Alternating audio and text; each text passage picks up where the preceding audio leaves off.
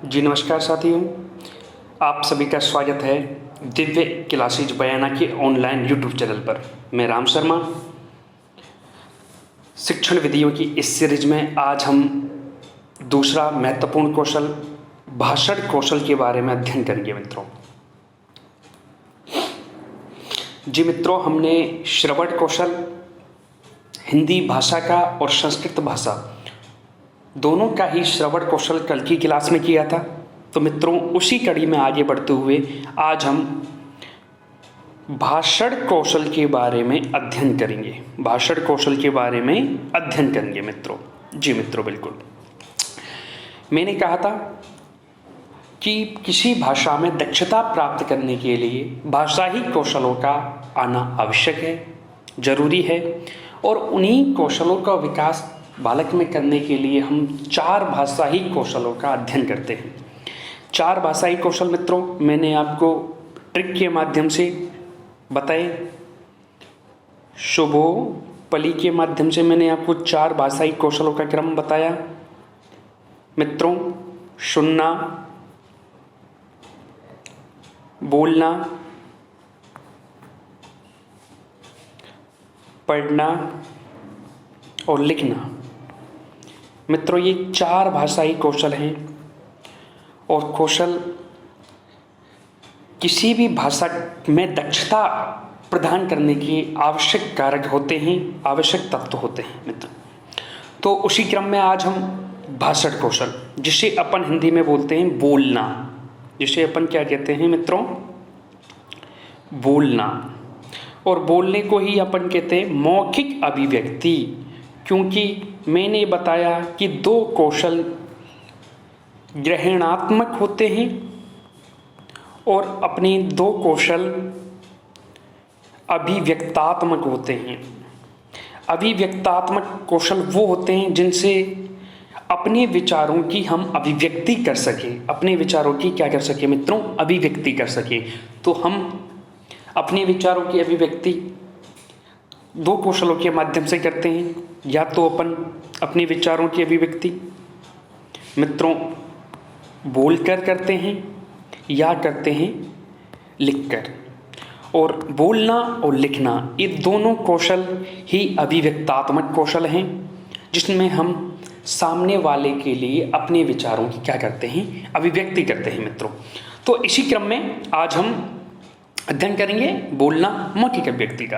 अब बोलना किसे कहते हैं? हिंदी भाषा शिक्षण के अनुसार अपने भावों विचारों को प्रभावी ढंग से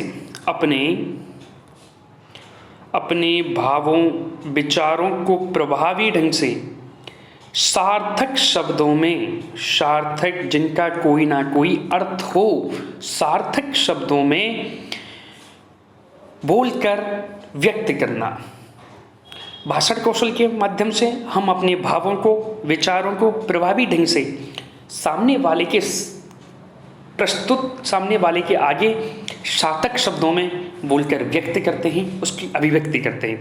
तो मित्रों, बोलने का अर्थ हुआ कि भावों विचारों को प्रभावी ढंग से व्यक्त करना, अपने जो मन में मस्तिष्क में जो अपने भाव हैं, जो विचार हैं, उनको प्रभावी ढंग से प्रस्तुत करना ही मौखिक अभिव्यक्ति या बोलना कौशल कहलाता है मित्रों।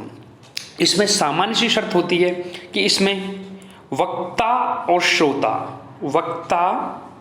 और मित्रों श्रोता दोनों का होना आवश्यक है, क्योंकि बोलकर अभिव्यक्ति किसी वक्ता को बोलकर अभिव्यक्ति श्रोता के ही सामने करनी होती है, जो उसे अच्छी तरह सुन सके, समझ सके, उसके विचारों को, उसके भावों को समझ सके। तो मित्रों, इसमें वक्ता और श्रोता दोनों ही अनिवार्य या आवश्यक होते हैं। बिल्कुल मित्रों, प्राचीन काल में होता था मित्रों कि लिपि के आविष्कार से पूर्व, पहले लिपि का जब तक आविष्कार नहीं हुआ था, उससे पूर्व जो समस्त ज्ञान होता था गुरुकुलों के माध्यम से, है ना, आश्रमों के माध्यम से, वो सारा की सारा ज्ञान बोलना यानी मौखिक अभिव्यक्ति पर ही होता था। बच्चे शिक्षक के पास आश्रम में रहते थे, गुरुकुल में रहते थे। शिक्षक उन्हें उस भाषा या उस साहित्य का ज्ञान देते थे और उसके बाद वो पुनः ही उसका वही अध्ययन करते थे, उनका अनुकरण करते थे। उसके बाद धीरे धीरे धीरे ज्ञान को हृदयगम करते थे। तो मित्रों, इसका मतलब ये हुआ, कहीं भी लिपि का कोई भी प्रस्तुतिकरण नहीं था, आविष्कार नहीं हुआ था। और पहले जो आश्रमों, जो गुरुकुल पद्धतियों में ज्ञान होता था, वो केवल मौखिक अभिव्यक्ति के ही रूप में होता था। मित्रों, अब बात करें कि मौखिक अभिव्यक्ति जब बच्चा प्राथमिक और उच्च प्राथमिक कक्षा में पहुंचता है, जब बच्चा प्राथमिक और उच्च प्राथमिक कक्षाओं में पहुंचता है, तो कक्षाओं में पहुंचते पहुंचते बालक की मौखिक अभिव्यक्ति का विकास होने लगता है। मित्रों, और जैसे ही मौखिक अभिव्यक्ति का विकास होता है, तो मित्रों उसके व्यवहार में भी परिवर्तन आता है। बालक की किसमें परिवर्तन आता है? व्यवहार में परिवर्तन आता है। तो जैसे ही बालक प्राथमिक व उच्च प्राथमिक कक्षाओं में पहुंचते पहुंचते बालक के मौखिक अभिव्यक्ति का विकास होने लगता है, जिससे उसके व्यवहार में परिवर्तन आता है। अब मित्रों, अब हम याद करेंगे कि मौखिक अभिव्यक्ति को प्रभावित करने वाले निम्नांकित पक्ष हैं, जो मौखिक अभिव्यक्ति को बहुत ज़्यादा प्रभावी करते हैं। क्या बनाते हैं? मौखिक अभिव्यक्ति को प्रभावी बनाने वाले पक्ष कौन से हैं, कारक कौन से हैं मित्रों? तो आज हम इनको ही पढ़ेंगे। मौखिक अभिव्यक्ति को प्रभावी बनाने वाले कारक। तो मित्रों, मौखिक अभिव्यक्ति, अगर बालक अच्छा सुनेगा तो शुद्ध उच्चारण के साथ ही अच्छा बोलेगा। तो सबसे पहले मौखिक अभिव्यक्ति में ध्यान देने योग्य बातें हैं कि हमें शुद्ध उच्चारण होना चाहिए, शुद्ध उच्चारण करना आना चाहिए। दूसरा है निसंकोच अभिव्यक्ति। किसी भी शंका या भय के कारण हमारी अभिव्यक्ति पर प्रभाव पड़ता है, तो मित्रों हमें भयहीन होकर, निसंकोच, संकोची ना होकर अभिव्यक्ति करनी होगी, जिससे हमारा भाषण कौशल है वो मजबूत होगा। उचित लय, गति, बलागात तथा अनुतान का भी हमें ध्यान रखना होगा मित्रों।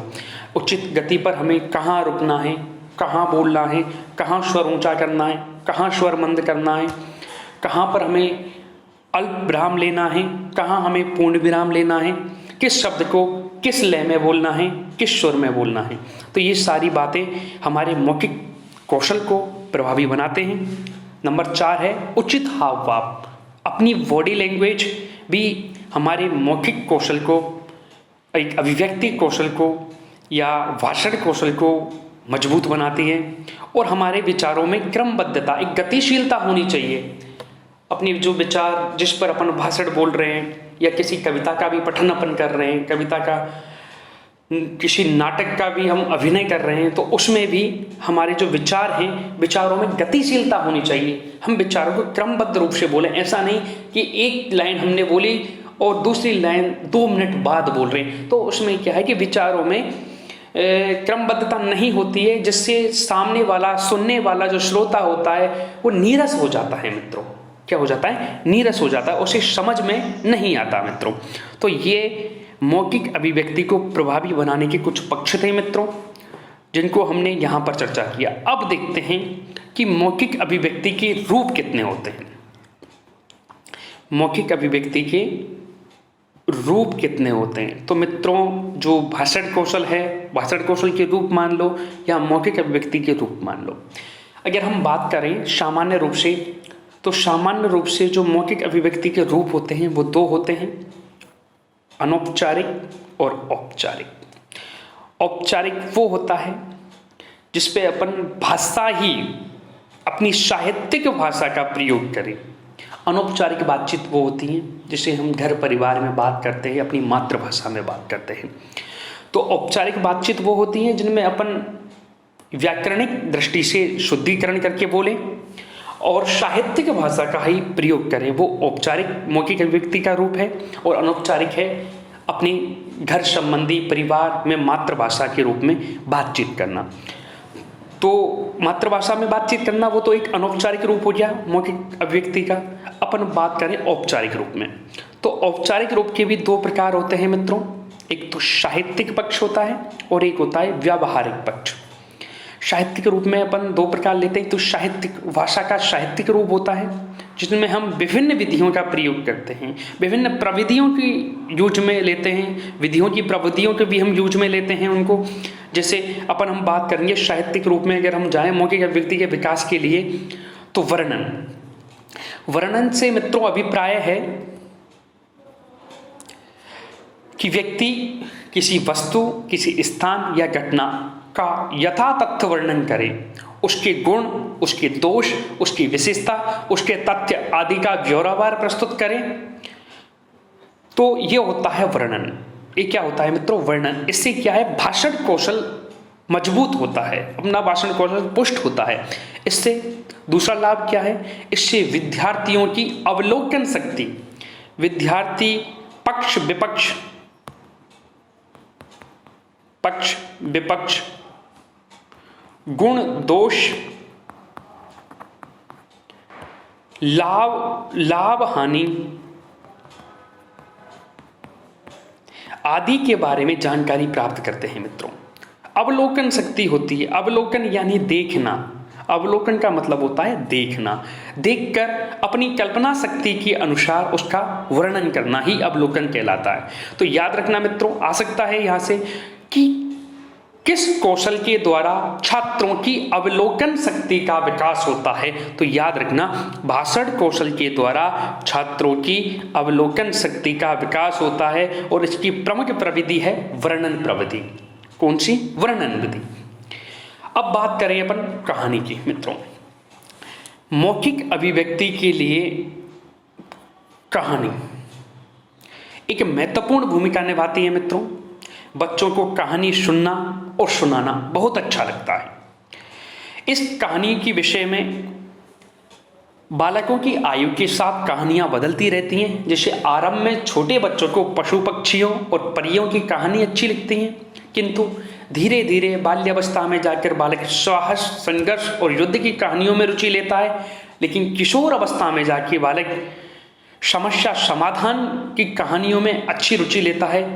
अब इस कहानी शिक्षण से अगर आप बच्चों को कहानी सुनाओगे या बच्चे आपको कहानी सुनाएंगे, तो इससे बच्चों विद्यार्थियों की रुचि, उनकी अवस्था और उनकी स्तर आदि की हमें क्या जानकारी भी मिलती है और उसी के अनुरूप हमें कहानी का भी क्या चयन करना चाहिए मित्रों, जिससे बच्चों की कल्पना शक्ति का विकास होता है। कहानी शिक्षण से बच्चों की कल्पना शक्ति का विकास होता है और कल्पना शक्ति के साथ साथ बच्चों का मनोरंजन भी होता है। क्या होता है? बच्चों का मनोरंजन भी होता है मित्रों। अब बात करते हैं अपन संवाद या एकांकी। संवाद को लेकर पहले तो अपन बात करेंगे, कक्षा पहली से ही कुछ पाठ संवादात्मक रूप में दिए जाते हैं और यही पाठ धीरे धीरे एकांकी का रूप धारण कर लेते हैं। संवाद मतलब 4-5 लोगों के नाम दे दिए और उनका संवाद दे दिया, किसी भी चर्चा के विषय में संवाद दे दिया कि आइए पर्यावरण प्रदूषण कैसे होता है इसके बारे में संवाद करें। तो 4-5 लोगों को एक पात्र बना दिया, 4-5 लोगों को पात्र बना दिया। उसमें शिक्षक की भूमिका हो गई, एक छात्र रमेश हो गया, एक महेश हो गया, एक सुरेश हो गया, सीता, गीता, सभी पात्र रूप में बना दिए और बच्चों को ये संवाद करके कक्षा में इनका अभिनय भी करवाना चाहिए, जिससे बच्चों का शिक्षण रुचिकर हो। मित्रों, अभी इसके साथ साथ ही एकांकी शिक्षण में क्या होता है कि भावानुरूप बोलने और पढ़ने की कला, भावानुरूप बोलने और पढ़ने की जो क्षमता होती है उसका क्या होता है मित्रों? विकास होता है। किसमें? एकांकी शिक्षण या संवाद शिक्षण में। और इसी के अनुसार, इसी स्थिति के अनुसार व्यक्ति अपना व्यवहार बनाता है, अपना व्यवहार करता है या ऐसा ही व्यवहार करता है। और इसी व्यवहार को पॉजिटिव बनाने के लिए, सशक्त व्यवहार बनाने के लिए हमें बच्चों से संवाद, एकांकी और कविता पाठ करवाने चाहिए कक्षा में मित्रों, जिससे अपना भाषण कौशल के साथ साथ उसके व्यवहार में भी परिवर्तन होता है मित्रों। ये रही संवाद और एकांकी। अब बात करते हैं कविता शिक्षण, कविता पाठ। कि भाषण कौशल को मजबूत करने के लिए कविता पाठ भी करवानी चाहिए कक्षा कक्ष में। कविता पाठ, कविताएं दो प्रकार की होती हैं, छंद मुक्त कविता और छंद युक्त कविता। अब कविता का स्वस्वर पाठ करवाना चाहिए। स्वस्वर पाठ से बच्चों की मौखिक अभिव्यक्ति का विकास होता है, मौखिक अभिव्यक्ति का विकास होता है। और प्राथमिक स्तर पे तो पाठ्य पुस्तकों में भी बाल गीत, छोटी छोटी बच्चों के लिए कविताएं होती हैं। उनमें अगर आप बच्चों को उचित लय, उचित गति, ताल, भाव के अनुसार अगर बच्चे उनसे पढ़ेंगे तो विद्यार्थी स्वस्वर पाठ के लिए प्रोत्साहित होंगे। अगर बच्चों को कविता पाठ लय, ताल, गति से पढ़ाया जाए तो बच्चे इसका अनुकरण करेंगे और वैसे ही बच्चे पढ़ेंगे। इससे क्या है, भाषण कौशल भी पुष्ट होता है मित्रों। अब अपन बात करते हैं भाषण। भाषण का मतलब होता है दिए गए किसी विषय पर कक्षा में या सभा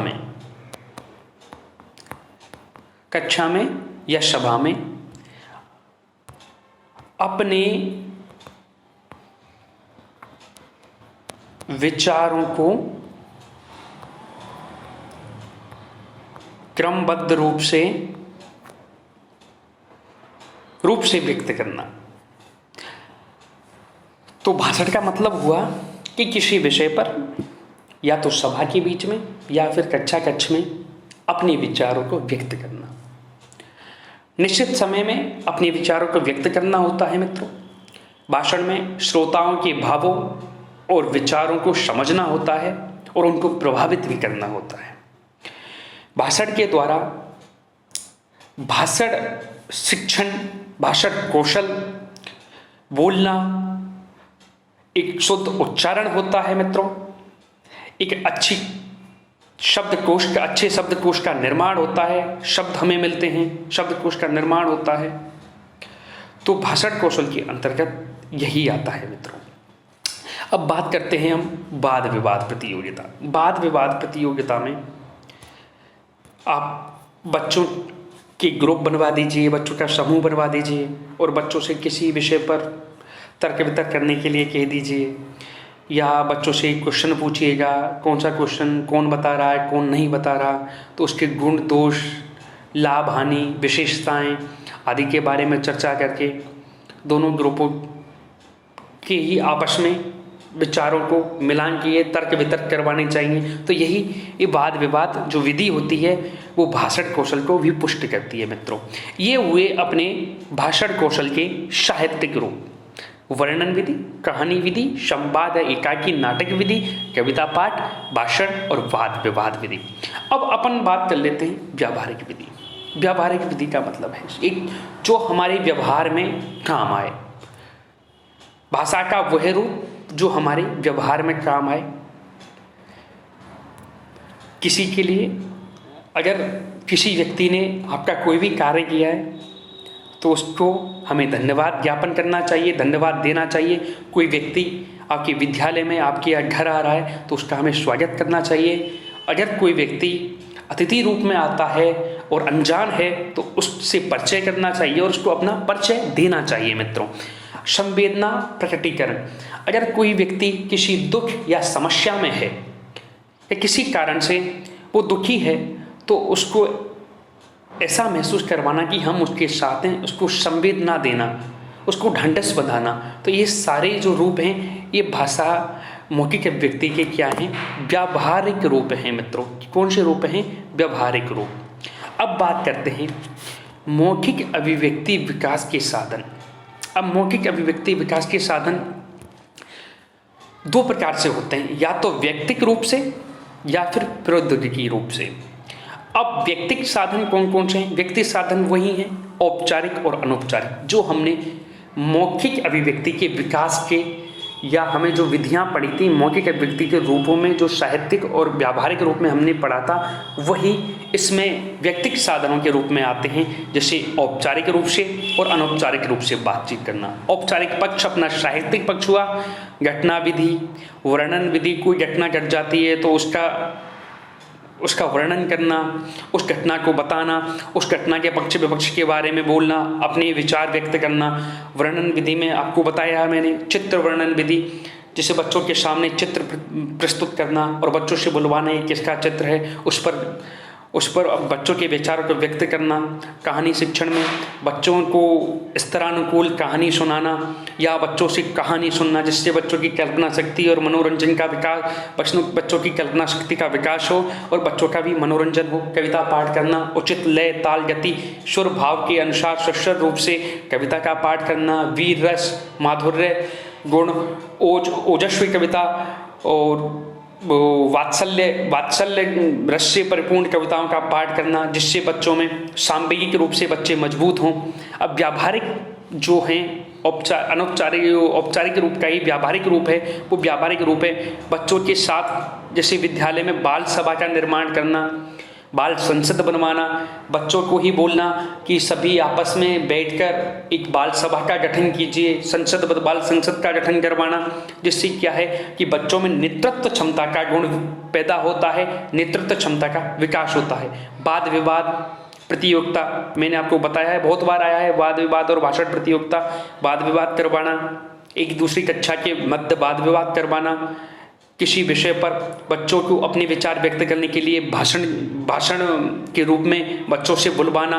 तो ये सारी विधियां व्यक्तिक साधन के रूप में हम यूज में लेंगे। अब बात करते हैं प्रौद्योगिकी साधन के रूप में। तो प्रौद्योगिकी साधन के रूप में अपना टेप रिकॉर्डर है। जैसे शिक्षक कोई अच्छे विषय पर बोल रहा है तो टेप रिकॉर्डर में शिक्षक को अपनी आवाज़ को रिकॉर्ड करना चाहिए, फिर बच्चों को उस आवाज़ को सुनाना चाहिए, जिससे उस आवाज़ को सुनकर बच्चे मोटिवेट होंगे, प्रोत्साहित होंगे और बच्चों का भाषण कौशल समृद्ध होगा, दृढ़ होगा, मजबूत होगा मित्रों। तो ये रही अपनी सारी बात किसकी, भाषण कौशल की या बोलना अभिव्यक्ति के बारे में मित्रों। अब हम संस्कृत में यहीं चलते हैं, यहीं हमने क्या तुलनात्मक रूप से अध्ययन कर रहे हैं। तो मित्रों अब संस्कृत के भाषण कौशल के बारे में हम पढ़ेंगे। तो संस्कृत के जो भाषण कौशल है उसका एकमात्र ही अर्थ होता है मित्रों, संस्कृत के जो भाषण कौशल का एकमात्र अर्थ होता है वो होता है शुद्धोच्चारण पूर्वकम वदनम, शुद्ध उच्चारण के साथ बोलना। तो मित्रों अगर आपसे पूछ लिया जाए कि भाषण कौशल में सबसे महत्वपूर्ण क्या है, तो सबसे महत्वपूर्ण है जो भाषण कौशल का सामान्य उद्देश्य है, वो सामान्य उद्देश्य है शुद्ध उच्चारण करना। क्या है? शुद्ध उच्चारण करना। तो उक्त्वा अभिव्यक्तिकरणम मौखिकाभिव्यक्ति, उक्त्वा अभिव्यक्तिकरणम सबसे प्रमुख है भाषण कौशल में मौखिक अभिव्यक्ति, मुख से अभिव्यक्त करना किसी भी अपने विचारों या अपनी व्यक्तिगत सोच को, अपने विचारों को सामने वाले के सामने या किसी व्यक्ति के सामने मौखिक रूप से अभिव्यक्त करना। भावानाम विचाराणाम व अभिव्यक्तिकरणम,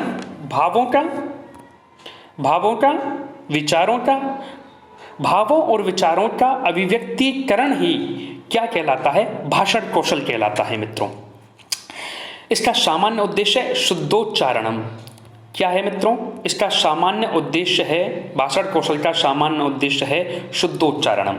और याद रखना मित्रों, ये लाइन बिल्कुल आ जाती है एग्जाम में और हमें याद रखना है, पॉइंट ऑफ व्यू रीड के अकॉर्डिंग ही हमें पढ़ना है।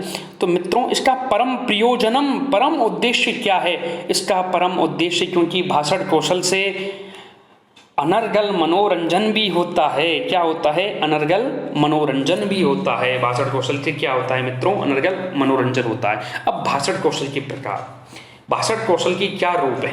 तो मित्रों भाषण कौशल के दो रूप हैं, एक तो अनुकरण और एक अभ्यास। अनुकरण के द्वारा अगर जैसे कक्षा में किसी पद को अध्यापक उसका आदर्श वाचन करता है उसको सुर लय ताल गति के साथ हमें सिखाता है, पढ़ाता है, हमारे सामने बोलता है, तो हम उसका अनुकरण करेंगे। बच्चे उसका, छोटे छोटे बच्चे उसकी क्या करेंगे, अनुकरण करेंगे। तो बच्चे ही उसी प्रकार से, उसी लय ताल गति से बोलने का प्रयास करेंगे। तो भाषण कौशल में अनुकरण कौशल का बहुत महत्व है। और अभ्यास, कि आपको ये करना है, वो करना है, बार बार उसका दोहरान करेंगे, बार बार उसको याद करेंगे, तो इस अभ्यास से भी अपना भाषण कौशल प्रबुद्ध होता है, दृढ़ होता है, मजबूत होता है मित्रों।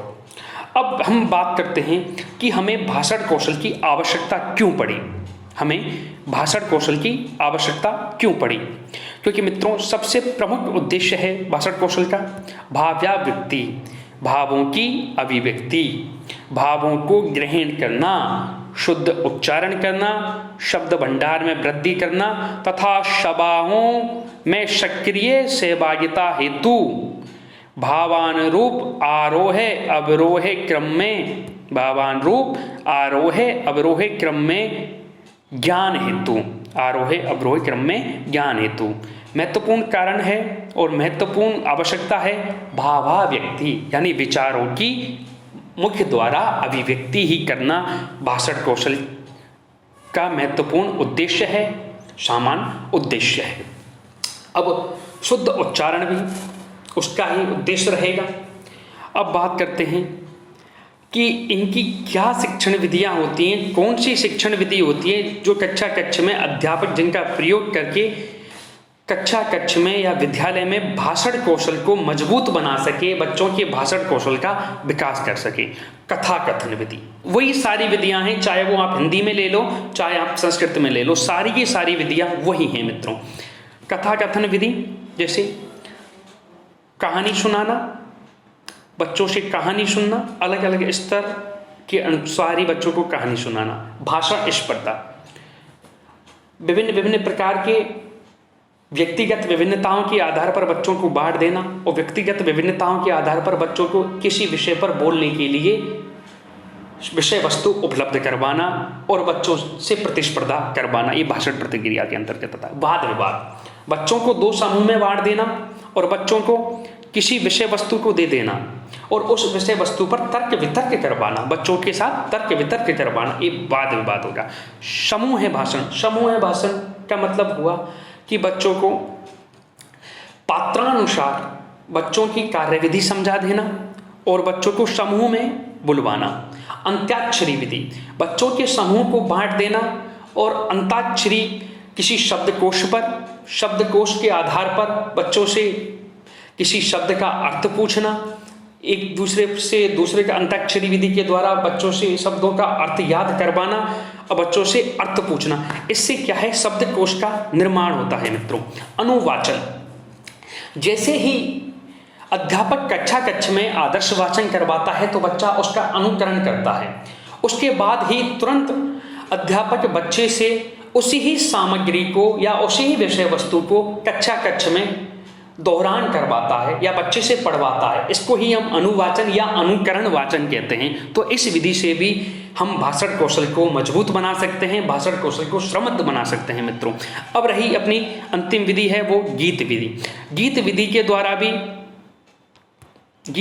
द्वारा भी बच्चों को बाल गीत, उनकी कक्षा के स्तर के अनुसार बच्चों को मनोरंजनात्मक कल्पना शक्ति का विकास करने वाले छोटे छोटे गीत बच्चों को सुनाने चाहिए और बच्चों से सुनने चाहिए। क्योंकि जैसे ही बच्चे सुनाएंगे कि तो उनकी मौखिक अभिव्यक्ति एक अच्छे प्रकार से, अच्छे ढंग से प्रस्तुत होगी और जिसके कारण उनकी मौखिक अभिव्यक्ति में सुधार की गुंजाइश हो सकती है मित्रों। अब इन सारी विधियों को विद्यालय स्तर पर अध्यापक को काम में लेना चाहिए और विद्यालय स्तर के बाद भी जो सहज शैक्षिक कार्यक्रम हैं जैसे वाद विवाद, भाषण, समूह भाषण, अंताक्षरी विधि, गीत विधि, इनको भी बच्चों को इनसे रूबरू करवाना चाहिए, बच्चों को अच्छे से पढ़ाना चाहिए। और भाषण कौशल का जो महत्वपूर्ण उद्देश्य होता है, जो सामान्य उद्देश्य होता है, वो होता है शुद्ध उच्चारण की। बच्चों को शुद्ध उच्चारण करके बताना चाहिए जिससे कि बच्चे मौखिक अभिव्यक्ति में अपनी गलती ना करें और बच्चे अपना अध्ययन जो मौखिक अभिव्यक्ति है वो एक व्यक्तिगत, एक बहुत ही अच्छे ढंग से मौखिक अभिव्यक्ति का प्रयोग कर सकें, बोल सकें और किसी के भावों को, विचारों को समझ सकें और अपनी ही शब्दावली में, अपनी ही शब्दकोश के आधार पर उन भावों को सामने वाले के सामने प्रस्तुत कर सके। मित्रों जी धन्यवाद। आज ये हुआ बोलना कौशल, जिसे अपन मौखिक अभिव्यक्ति के रूप में जानते हैं। नमस्कार, धन्यवाद।